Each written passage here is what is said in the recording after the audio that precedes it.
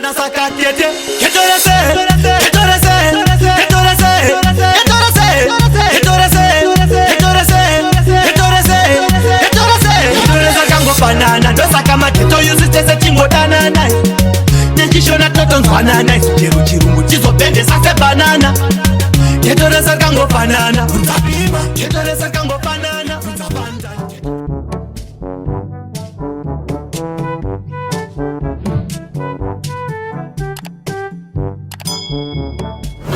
Sakapo ere mama. Iyo, ona bono melo ere. Melo na tanga na pasa sapa na ndoda kucheza moto. Ani? Anja vyaki. Inzo za kuchaura. Anja vyaki? Na ndoda kucheza. Akateva moto. Ngo akacheza moto. Empana mbiki yoyo. Embi. Asibona chiyo. Ngati mugarira hapo waizo. Atumbata pakona hapo waizo. Saka maka. Wasipaka waizo. Ilipo.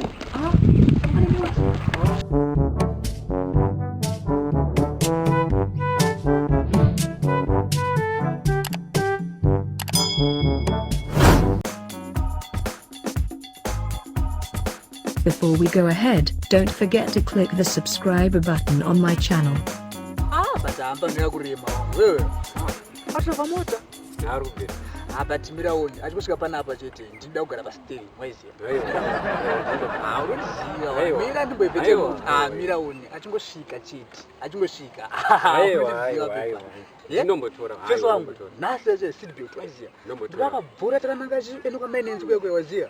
Ndoba kutedzera ndesa chandiona miraoni. Kuziwa uzomboirovawo. Miraoni mtsikiro da kuita nazi.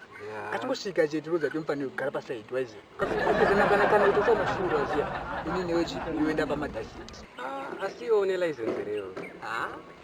Indawa license ina. Sha, iyo amuna kana mapisa sha. Waizia. Isitokubaya endo kwamainenzi kwekwe. Kana kuti ndoda ku driver wako kutotora license sha. Kana kantotsatsa zvoma license ka. Baya kuchakabasa sha. Ndomoti yacho.